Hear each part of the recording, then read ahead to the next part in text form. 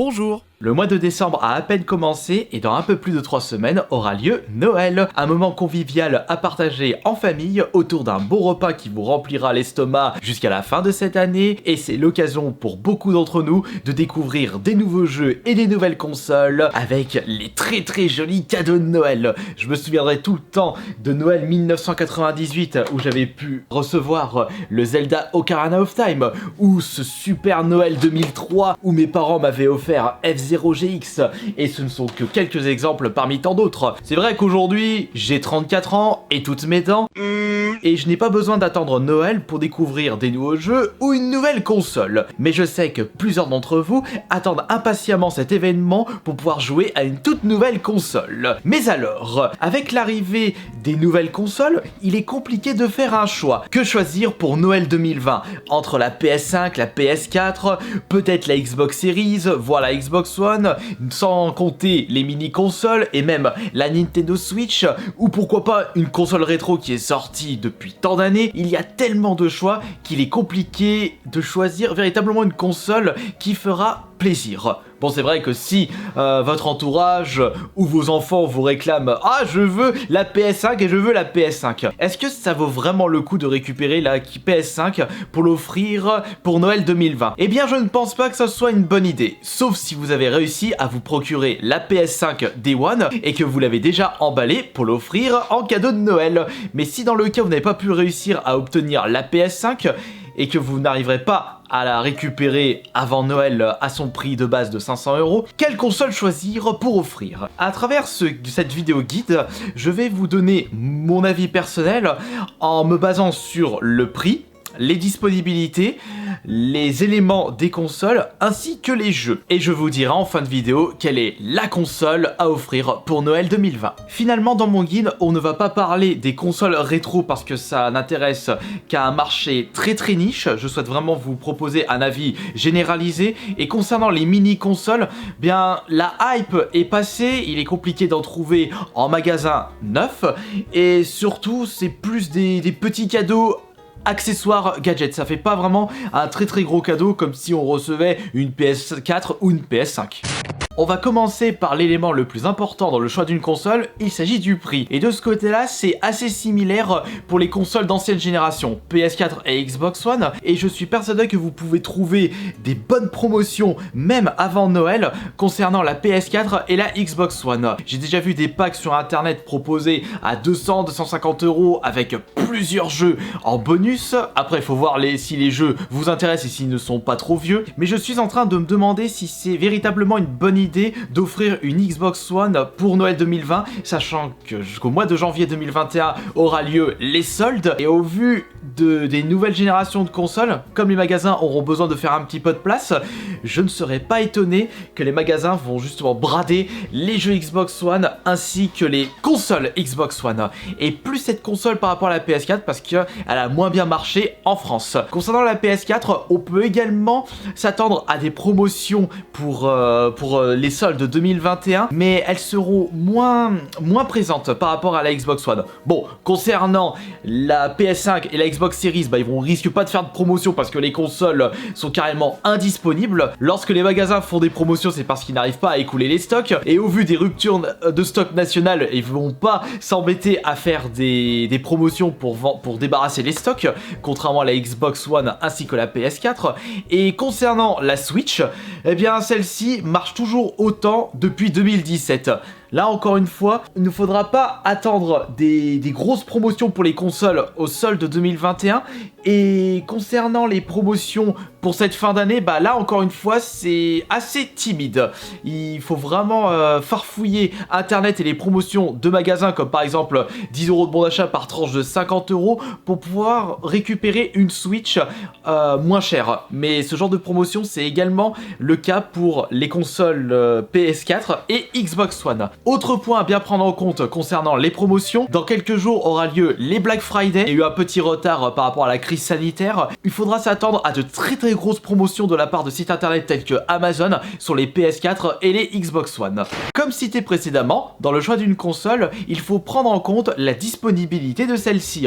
Du côté de la PS4 et la Xbox One, il n'y a vraiment pas de problème. Il suffit d'aller sur un site marchand pour pouvoir récupérer une PS4 ou une Xbox One. Après, il faudra bien entendu sélectionner la moins chère et celle qui est proposée en meilleure qualité. Faites très attention de prendre soit une console d'occasion ou une console neuve selon votre budget, mais ne payez pas une console d'occasion à un certain prix que vous pouvez trouver en version neuve. Et concernant les magasins, c'est tellement la dégueulure de consoles PS4 et Xbox One que vous n'aurez vraiment pas de problème à la dénicher. C'est comme si vous alliez acheter une baguette de pain dans votre boulangerie. Bon, c'est vrai, c'est pas le même prix, hein, mais vous avez compris mon raisonnement. Concernant la Nintendo Switch, de base, il n'y aura vraiment pas de problème, sauf si dans le cas où il y a une superbe promotion. Étant donné que la console est très compliquée à trouver moins cher que son prix de base de 300 €, dès qu'il y a une promotion qui pop sur internet, dites-vous que les stocks peuvent vite se vider. C'est ce qui s'est passé lorsque je suis parti récupérer la Switch Fortnite à vous présenter sur la chaîne. Il y avait une promotion 10 € de bon d'achat par tranche de 50 € et il y avait tellement de clients qui ont vidé le rayon Switch pour les consoles. Après, si vous désirez récupérer cette console à son prix normal, il n'y aura pas de problème. Mais lorsqu'il y aura une promotion, attention, ça risque d'être un petit peu plus compliqué. La disponibilité de la PS5 et la Xbox Series X, comment dire, Joker ? Et attention, je vous déconseille de récupérer cette console sur le bon coin si vous avez l'intention de l'offrir à Noël, surtout si vous vous rendez compte que l'objet que vous avez récupéré, bah c'est une arnaque cachée.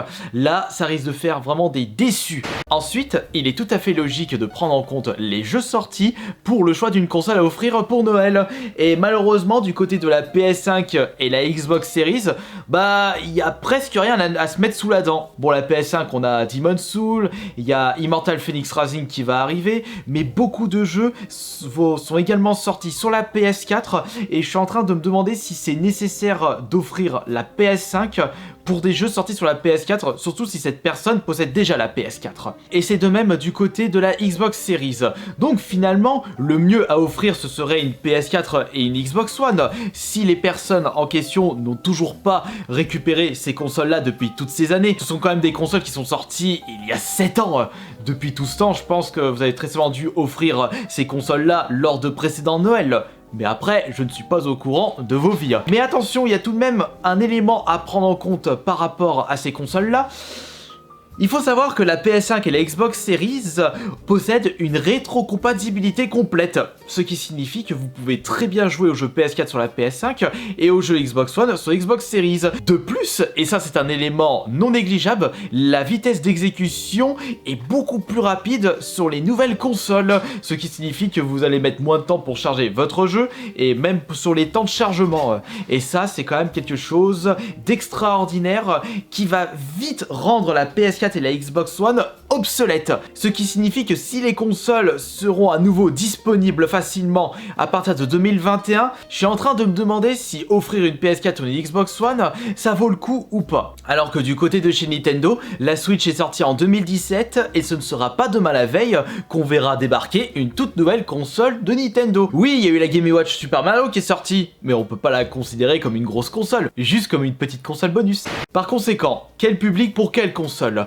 Concernant la PS4, je dirais que c'est un cadeau adapté aux personnes qui n'ont pas l'intention de récupérer une PS5 et qui n'ont toujours pas découvert les jeux de la PS4 tout en souhaitant découvrir les derniers jeux sortis comme le dernier Call of Duty ou le dernier Assassin's Creed. Concernant la Xbox One, bah ce n'est pas vraiment un bon plan, sauf si vous arrivez à trouver une console pour vraiment pas cher durant la période de Black Friday. L'année prochaine, avec les soldes, cette console va être bradée à mort. Point commun entre la PS4 et la Xbox One, elles vont vite devenir obsolètes avec la PS5 et la Xbox Series qui peuvent lire les jeux PS4 et les jeux Xbox One. La PS5, bah si elle n'était pas autant indisponible, ça aurait été vraiment un cadeau idéal. Et encore, au vu du nombre de titres sortis à ce jour, autant attendre un petit peu. La Xbox Series X est un bon compromis si vous réussissez à vous la procurer à son prix de base.